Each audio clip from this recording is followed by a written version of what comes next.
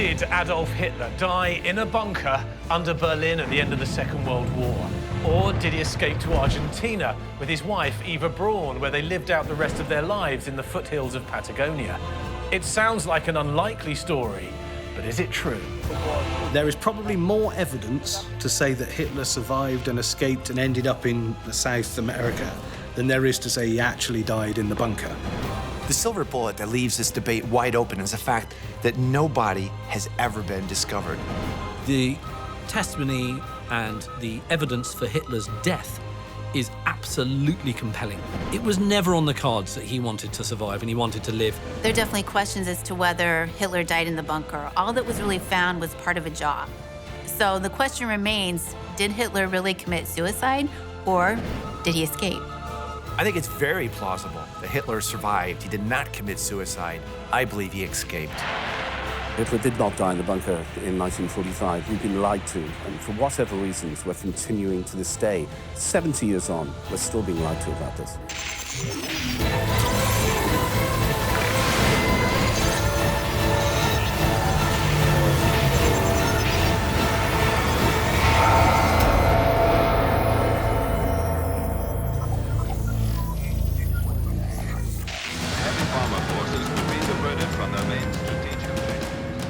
On the night of April the 27th, 1945 in Berlin, fires raged out of control as the intense and savage Russian artillery bombardment crept closer to the center of the Third Reich.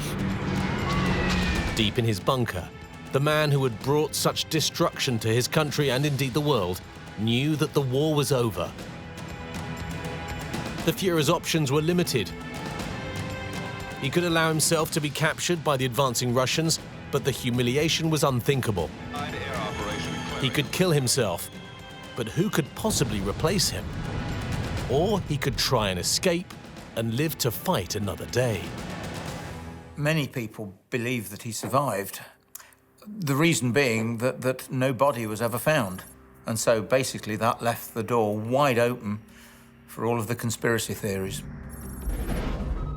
If Hitler survived, yes, it's perfectly possible he may have fled to Argentina, but he would have had to have stayed hidden for a number of years in order to achieve that. I think that therefore in the immediate aftermath of the war, I think he probably would have tried to escape either to the Alps, and in which case he may have had a good chance of getting down perhaps to the Middle East. I think this is a man who is extremely determined, and he would have had an exit strategy before he even began. He wouldn't have been in Berlin if he didn't know how he could get out. The Russians themselves thought he escaped, and they're the ones who ended up trying to identify the bodies. There's witnesses that said, we helped him escape. There's pilots that went, well, I flew him out of there. And it's all been ignored because the agreed story is the story that everyone wants to believe. We want to know the war stopped, he died, that was it.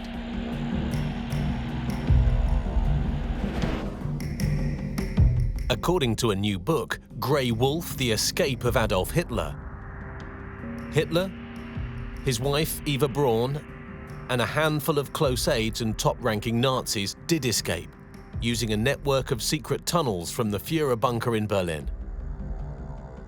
Its author is Gerard Williams, a former reporter for the Reuters news agency, and he agreed to meet me in Paris.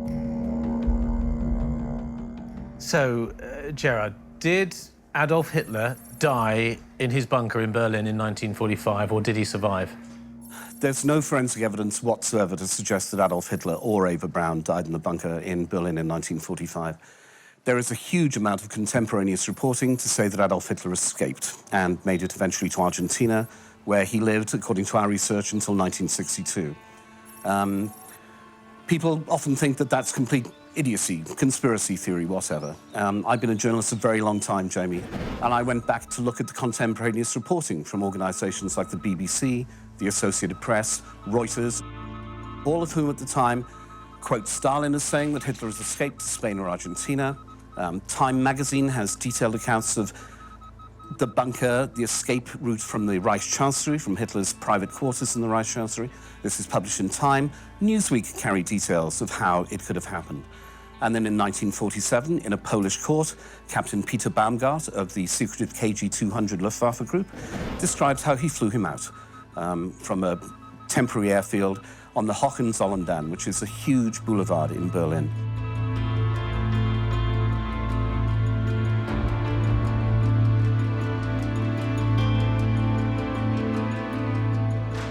According to Williams, everything was planned down to the very last detail, including even the clothes worn by the body doubles that would eventually pass themselves off as Hitler and Eva's corpses. As the clock struck midnight, Hitler turned to an orderly and nodded. Around about 20 minutes later, a small group emerged from a dark tunnel onto the streets of Berlin above. So, if they didn't die in the bunker, what happened to them? I don't make things up, so I'll tell you where the information comes from.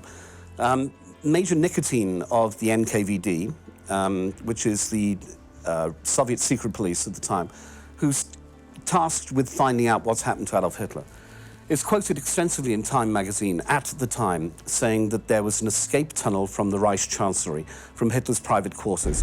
It was hidden behind a concrete panel, which slid back to expose a series of steps down to another bunker.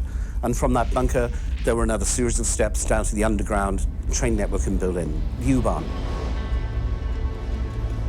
So they escaped to another bunker. They then, from that bunker, find their way into the underground network. And how far would they then had to have travelled to It's not terribly far, 10, 15 kilometres, depending on which way they go, when they can come up out of the underground via an underground station onto what is a temporary runway, of which we have seen RAF aerial pictures of the time. This piece of the road has been cleared, and a Ju-52 is a short takeoff and landing plane, so it's able to get off pretty quickly from the ground. You know, the Third Reich was really quite switched on to the reality of the situation, and they saw that Russia encroaching on Berlin did not bode well for them.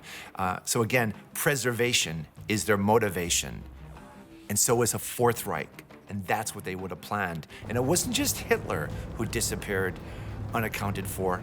Other senior officials do as well, which tells you that they're planning a return. They're not done just yet.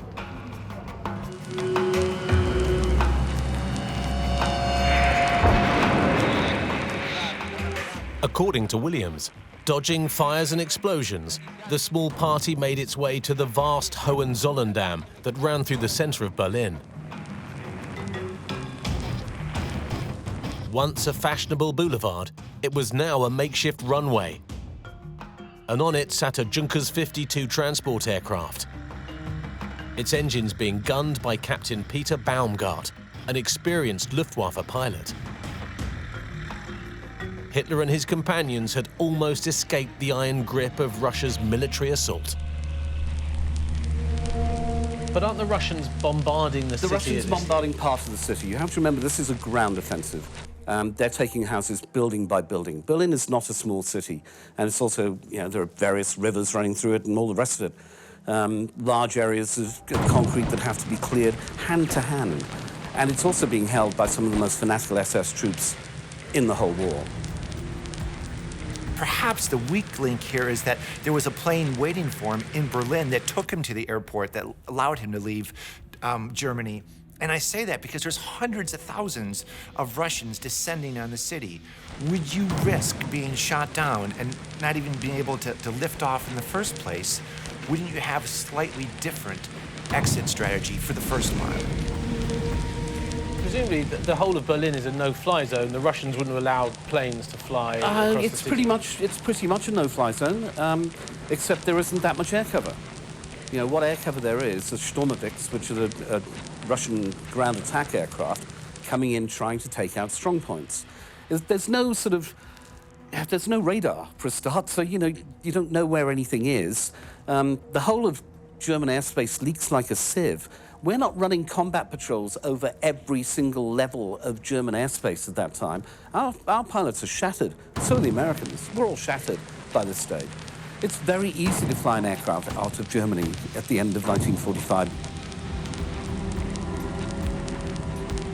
There were several plans of escape. One of the most famous ones is that the Nazis would come down through Italy, escape from Italy, head across, sometimes through Spain or the Canary Islands, and on to South America.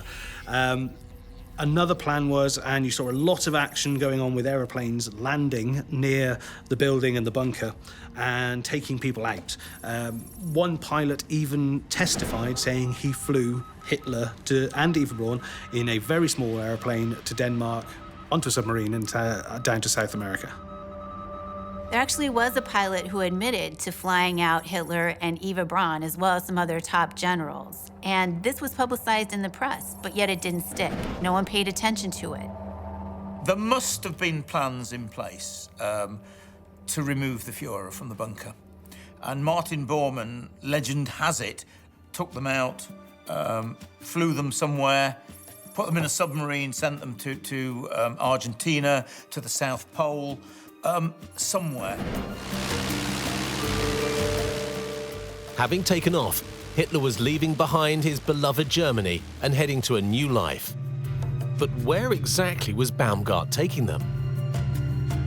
Well, according to Williams' research, that destination was Argentina. So the plane's taken off, it's left Berlin. Where's it headed?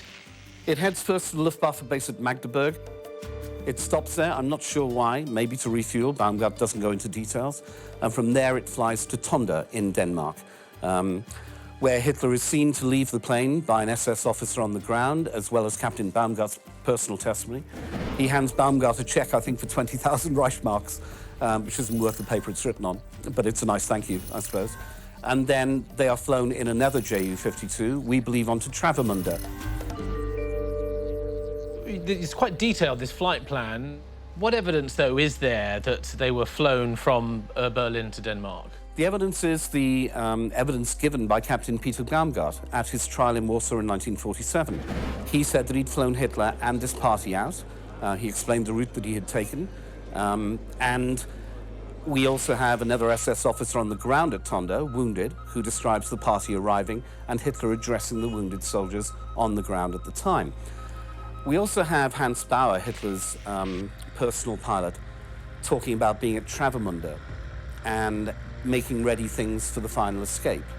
Bauer doesn't go into details in his autobiography, but he does say he was asked to go with them, and he refused because he wanted to stay with his men. But there's obviously a group of senior Nazis leaving from Travemünde. What's really fascinating is the pilot, who is on record after the war of having said that he wasn't part of this SS. He was just the pilot. His job was only to take Hitler, Eva Braun, and a couple of officials out of Germany to Denmark. So why would you make that up? Well, I mean, one of the so-called bits of evidence put out by the authors of this book is that there was a pilot called Baumgart who had flown Hitler out. And there's just a sort of scrap of a news story upon which an entire case is rested. Now, Baumgart, as this news story even says, or a further news story says, you know, needed a psychiatric evaluation. So clearly the man was a fantasist. So no, I think the Baumgart thing, you know, is by no means compelling and can by no means considered evidence by anybody sensible.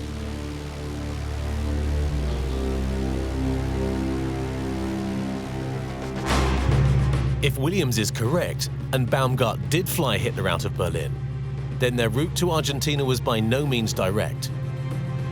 After landing in Denmark, he flew to Spain, where General Franco supplied him with an aircraft to take him to the Canary Islands.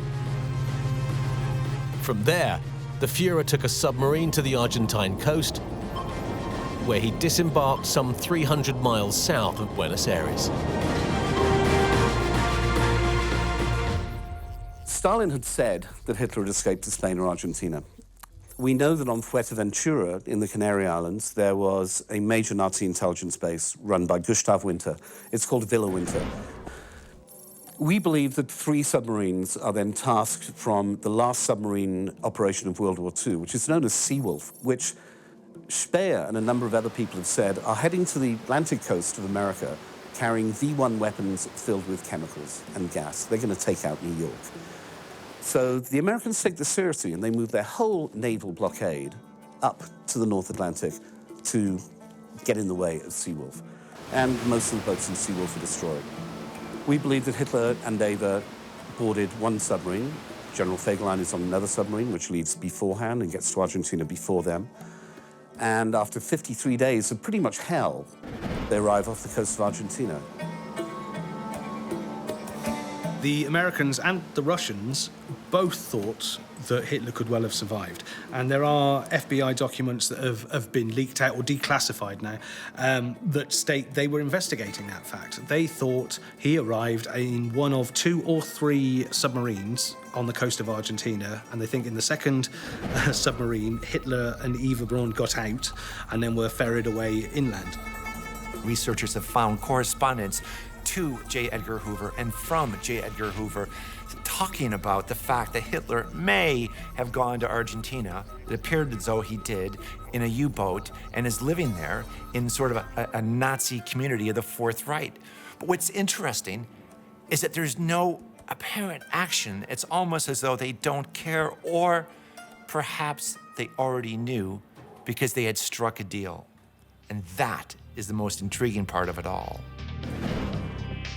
There is a possibility that a deal could have been engineered, certainly between Martin Bormann and the Americans, where they actually said, let us go, we'll not bother you anymore. We'll give you Nazi scientists, the atomic bomb, landing on the moon. Just let us go. Let us take some money with us and we'll be out of your hair. It is a possibility. There are many FBI documents now being circulated that actually do state that there is a possibility that Hitler survived.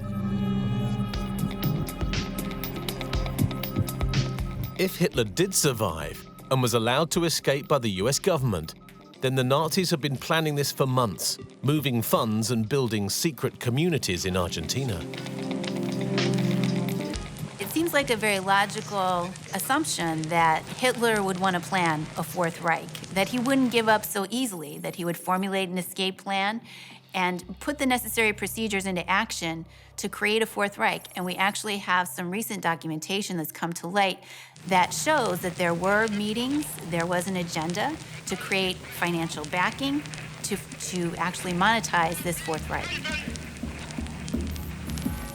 There are areas of Argentina that, to be honest with you, you could refer to as Little Germany, with churches and chalets built in the same style as they were in Bavaria. A lot of Germans, Nazis, emigrated to Argentina even before the war and in the early stages of the war.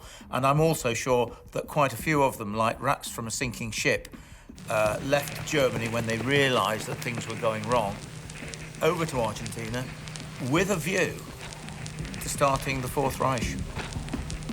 What they were doing was channeling money out of the country and building places in South America, in Argentina especially, as bases to start again.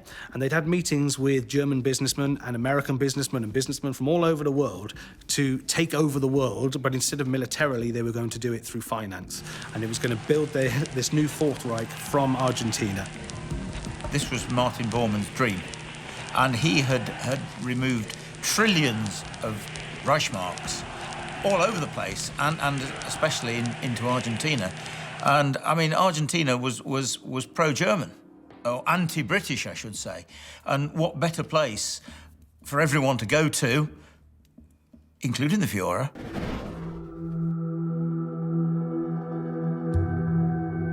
William says that, according to his research, Hitler was essentially played by Martin Bormann and was left out of important meetings and discussions about the Fourth Reich.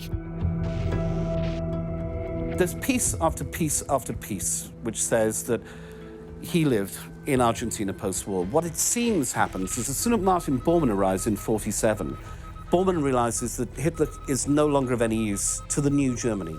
And he is left with his private doctor, who stays with him all the time, and his butler come Batman, come factotum, Pablo Glocknick, who looks like he's a Graf Spee crewman. And the meetings don't happen.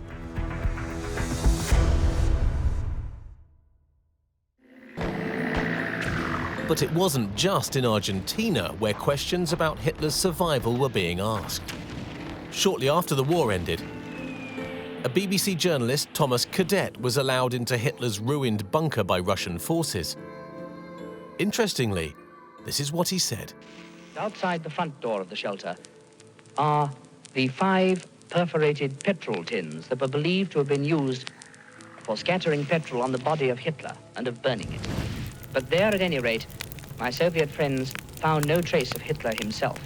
But there was the half-burned body of a man with a lock of black hair on the right-hand side of his face and a little black moustache. And they looked at him more closely, and their doctors came to the conclusion that it was what they call a bad double of Hitler and not Hitler himself. If that is so, then all trace of him has disappeared.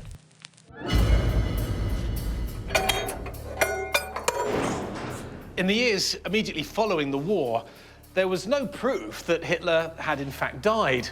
One of the problems that the investigators had was the complete lack of any physical evidence. The skull fragments that the Russians found near the bunker weren't even known to the West until 1968.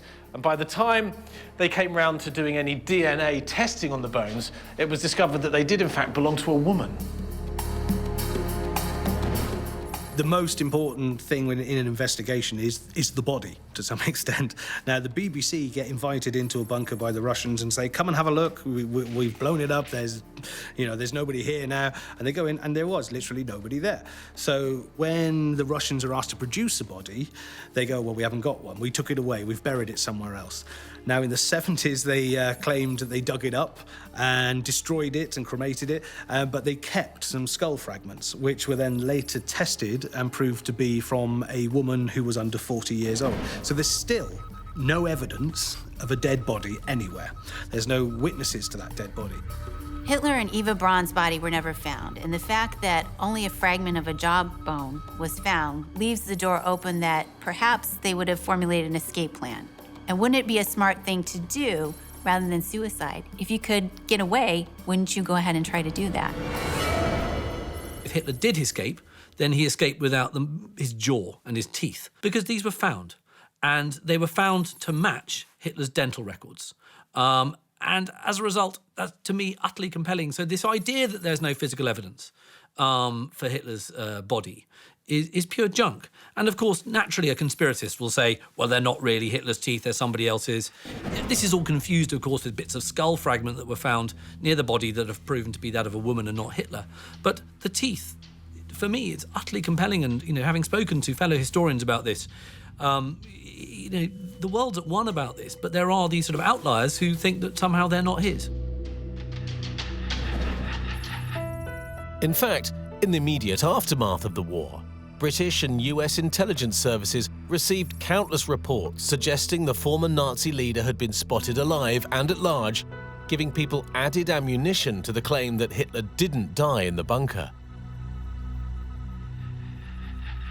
In September 1945, it was claimed that Hitler and his closest advisor and confidant, Martin Bormann, had boarded a luxury yacht in Hamburg and had sailed to a secret island off the coast of Schleswig-Holstein. And in December, the Americans were reliably informed that Hitler had boarded a submarine off the island of Majorca, where he'd been living in a hotel with a group of nuclear scientists. There are numerous eyewitnesses' accounts of people, waiters, porters, all sorts of people, that say they have seen Hitler. Also Eva Braun, his children, and even Blondie, his Alsatian dog. One of the Argentine generals, who's very grateful for the Nazis' help, says in the national newspaper, our friends from Germany are safe. Doesn't mention their names, but he says our friends from Germany are safe. There are reports back to the FBI that Hitler has been seen. Hoover believes them and files them. There's a report which I've recently been given to the head of naval intelligence in the US that the Vatican legate in Argentina has been told by a very believable source that Hitler is there and that the White House know. One guy who contacted me, Roberto Brun, was a waiter in a sort of private naval military dining room in Buenos Aires in the 50s. And Roberto describes in some detail how Hitler and Eva Braun, on 2 occasions, he saw them there. You're looking like you feel the power in him. Black hair with little touches of white, skin face, no mustache. I see the person baggy eyes and looking very tired. He look like me now, difficult to walk, difficult. I feel the guy feeling depression. What's really intriguing is the eyewitnesses who say they saw Hitler, his wife, Eva Braun, and other German officers and Hitler and Eva Braun's children in Argentina, going out for dinner, going for a boat ride, just going about their normal life. And the accounts are really rather credible. There is so much nonsense about this story, and there are people in these countries who are happy to peddle that nonsense to credulous researchers. I wrote a book about how the Nazis escaped. I went to Paraguay to look at the theories behind Martin Bormann. And, you know, you turn up to a cemetery in Ita in Paraguay, there's an old lady out the gate who'll say, Martin's tomb is that way. Or she'll go, Martin's tomb is that way the next day. It's just a massive disinformation and fraudsters, essentially. As you would expect, these eyewitness accounts have been absolutely met with the Spanish Inquisition, if you will. People, researchers have asked them, now, come on, are you sure that was Hitler? And they're like, no, I absolutely, positively recognized it as him. And in one account, a woman from Germany who knew him before recognized him when he came into a hospital. And she said she just got the chills because there was no doubt in her mind that was Hitler. The notion that Hitler escaped from his Berlin bunker has held conspiracy theorists in thrall since the war ended. To most, such a story sounds like utter fantasy. But tens of thousands of Nazis escaped after the war, including the notorious Adolf Eichmann and Joseph Mengele. Is it not possible that Hitler also escaped with them? It would seem acceptable that you and I could leave Europe and start a new life in South America. Mm-hmm. Is it not inconceivable that the most familiar face on the planet could live out the rest of his life without being noticed or photographed or recorded in some way? Jamie, I quite agree with you. There are photographs, allegedly, of Adolf Hitler in Argentina and in Colombia. The CIA have one of him in Colombia. I have one of him, allegedly, in Misiones province, in Oberá. There are FBI reports from what seems to be people that Hoover actually believes are telling the truth. Lots of FBI reports of Hitler's presence in Argentina post-war. You will see as you go through the newspapers and magazines of the day, there are constantly reports of Hitler being in Argentina and people saying, we have seen Hitler here, we have seen him there. Now, it's a bit like hiding in plain sight, because the people they're hiding amongst, or the people who they visit and go to see, are oath-bound members of the Nazi Party. Most of the eyewitnesses who say they saw Hitler were working for or working in places that were very Nazi-friendly. You've got hotels run by people who funded the Nazi Party, who were personal friends of Hitler and high-up Nazis. You've got farmland that was owned by people who were Nazi sympathizers. So the witnesses are in the right place, if that makes sense. You know, if they're going to see him, that's where they're going to see him. And a lot of them didn't come forward till years later. They've got no financial gain by saying anything. They're not trying to sell a book or a film or anything like that. There's no reason for them to say it. But there are so many witnesses in certain areas that say they saw it. Hitler and other Allied leaders always had an escape plan, multiple escape plans. That's a fact. So it's not implausible that even in the latter days of the war, he would have had still multiple escape plans to get out, to find another way to create the Fourth Reich. Why wouldn't that be part of his actual planning? Why would he commit suicide and just, give up on everything that he had created?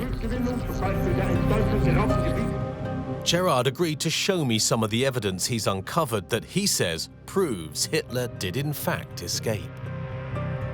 You can see here, Jamie, on the computer that well, there's 1,300 documents I brought to show you today out of thousands of documents that we've amassed in our research. This one, for me, was one of the most important. This is Time magazine, Monday, the May 28th, 1945, 70 years ago. And, you know, the lead line is a team of Soviet detectives conducted last week that if Adolf Hitler was dead, he'd not died in the ruins of the Reich Chancellery. And then it goes on in detail about the escape tunnel away from Hitler's private quarters. So there would have been journalists at the... Yeah, at the BBC's Thomas Cadet is embedded, we'd call it now, with these people. with the Russians going in. with the Russians going in to take the bunker. You know, it'll say things like... There's so much detail in this, isn't there? Completely. Under cross-examination, Germans who'd told of Hitler's death twisted their stories, clashed in detail, finally admitted that no one had seen the Führer die. Finally, the tale told by a member of Hitler's personal bodyguard catalysed the conflicting stories. The bodyguard, an SS Untergruppenführer, last saw Hitler on April the 27th in his personal room in the Chancellery. You know, and that's in conflict with some of the eyewitness reports at the time, isn't it? Well, no, it's in conflict with the eyewitness reports that come out later. Right, OK. And that's the thing. And what I've tried to do is, or what we have tried to do, is go through the contemporaneous reporting so that we can actually see what was being talked of at the time. And for me, it's not just one thing. I mean, you have Time magazine reporting what the Russians said, and then in 1947, you have Peter Baumgart, and it's just reported by the Associated Press out of Poland, that Captain Peter Baumgart, a 32-year-old former German Air Force pilot, told a district court Wednesday that he flew Adolf Hitler to Denmark shortly before the fall of Berlin. And then you have detail. So this is in court. This was his testimony. The 6-foot flyer claimed that Hitler was accompanied on the flight by German General Roemer, and his wife and a woman he believed was Eva Braun. Wow, there we go. How did you feel when you found this clipping? Well, I'd already read the Time report and the BBC report that there'd been no body found of Hitler in the bunker. And then we have a man saying that he flew them out. It's not a question of putting 2 and 2 together to make 5. Sure. You suddenly have a whole series of events that are fitting in better than no body, no eyewitnesses, people changing their stories and everything else. And then you get Baumgart sentenced in Poland.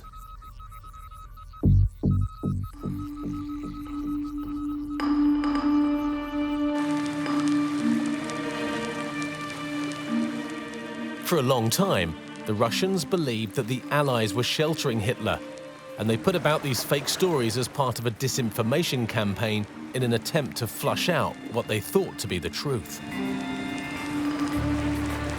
In July 1945, the Russian commander, Marshal Georgy Zhukov, claimed that since Hitler's body had still not been found, he could have flown away at the very last moment. Even General Eisenhower, the former Allied Supreme Commander, appeared to be taken in. In 1952, he said, "We've been unable to unearth one bit of tangible evidence of Hitler's death. Many people believed that he escaped from Berlin." The Russians were at first quite happy to accept that Hitler had died. But then there became very quickly emerging a narrative that the Soviets were thinking, hang on a minute, do we really want to go around saying that Hitler's dead? Does it not suit our propaganda purposes to make it look as though Hitler's escaped and in some way may have fallen into the arms of the Allies who are now sheltering him? Of course, there was massive distrust against the Soviets and the Western Allies. And so, as a result, there was a huge disinformation battle being played on both sides, largely and successfully by the Soviets to spread uncertainty about whether Hitler had died or not. There's lots of discussion amongst world leaders at the time about what happened to Hitler. Most poignant is Truman asking Stalin, "Is Hitler dead?" To which Stalin responds, "No." If you want to find a single source for this notion, farcical notion, that Hitler escaped, then it lies in the rubble of post-war Berlin, where out of which the Cold War is starting to germinate. And it is the Russians who are putting it about that the Western Allies are helping Nazis, they're sheltering Nazis, and what bigger a name to shelter than Adolf Hitler?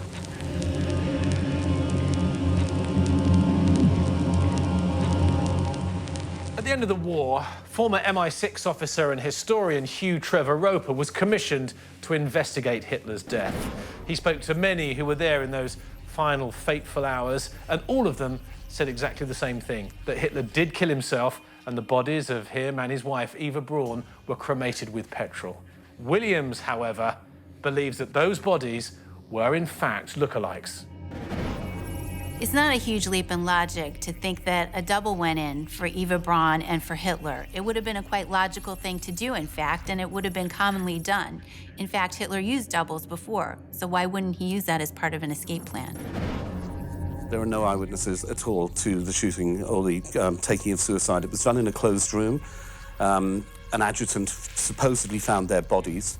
Those bodies were then rolled in carpets or blankets. None of the faces were ever seen, and they were taken up into the Reich Chancellery garden, supposedly where they were covered in petrol, immolated, and burnt beyond recognition. Apart from the fact that it takes a crematorium 3,000 centigrade to burn a human body to bits, and you can't do it with petrol, as was proved with Magda and Joseph Goebbels, whose bodies were found burnt with petrol by the Russians in the Chancellery gardens. But they were completely recognizable. It's very interesting that they didn't find remains of Hitler, but they ordered in 800 gallons of petrol. Can you just imagine what that amount of petrol poured on a body? I'm surprised it didn't set fire to the Reich Chancellery, to be honest with you, but I would imagine that that would just about obliterate. It's only like a cremation. I'm sure that there was literally nothing left. The bodies were taken by men like Otto Gunscher out of this bunker into this small garden in the Reich Chancellery, where after a couple of inept attempts, they were eventually doused in petrol and they were set light to. They more or less completely burnt, but when the Russians turned up, they found fragments of jawbone. These fragments of jawbone entirely match Hitler's dental records. So either someone was burnt in the Reich Chancellery with crowns and bridges in his mouth that were identical to Hitler's, or it was Hitler. I don't know which one you want to believe.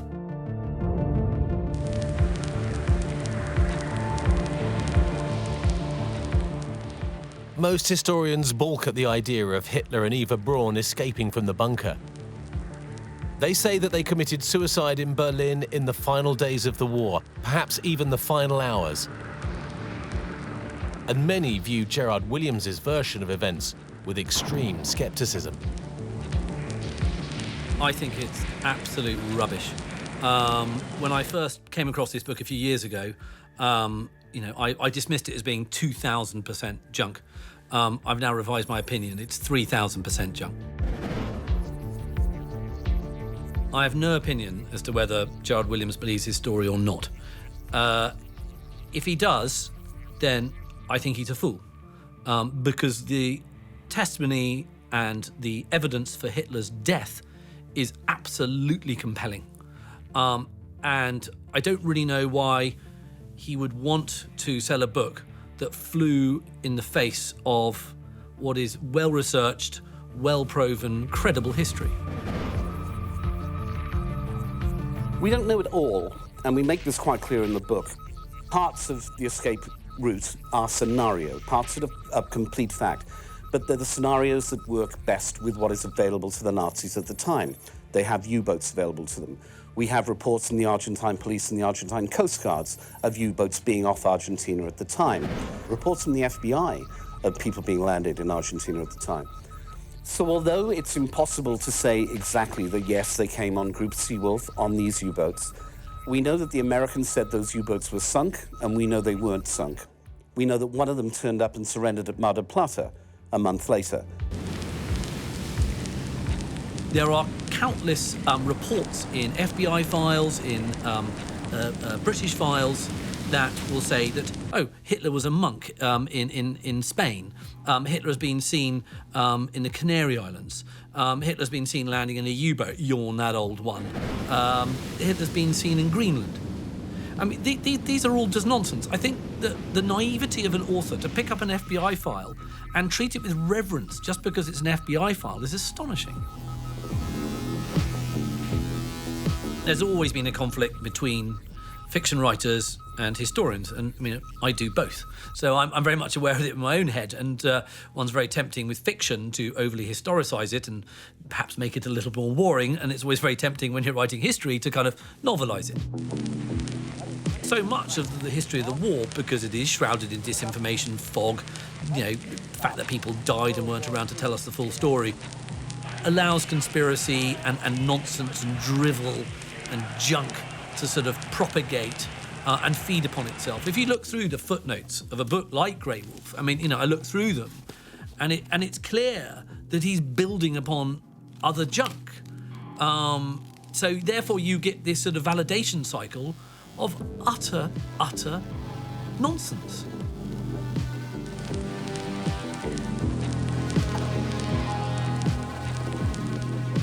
If it's true that he actually went there, Hitler would never again set foot outside of Argentina. And though his dreams of a new Reich would never be fulfilled, he might at least have found some form of domestic happiness with Eva Braun, with whom he had 2 daughters.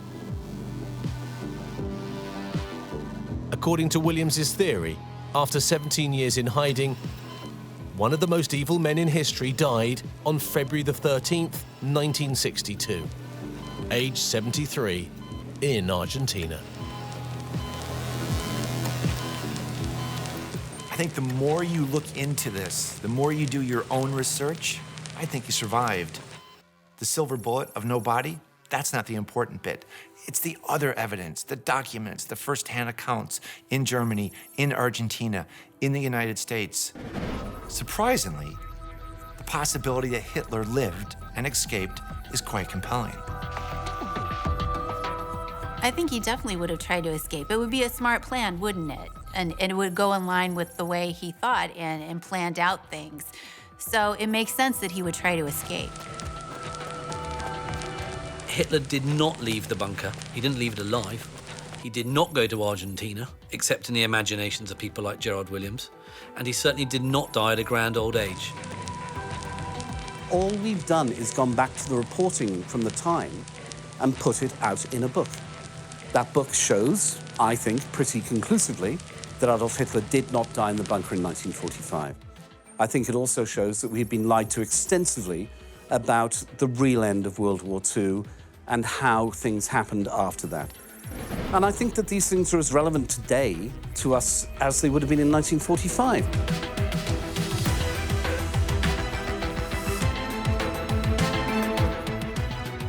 It is one of the great mysteries of the last century. What did happen to Adolf Hitler?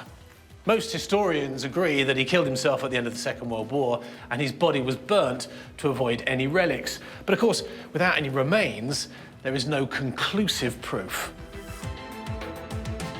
So, maybe he did plan and execute one final daring mission and escape to Argentina. I'll see you next time.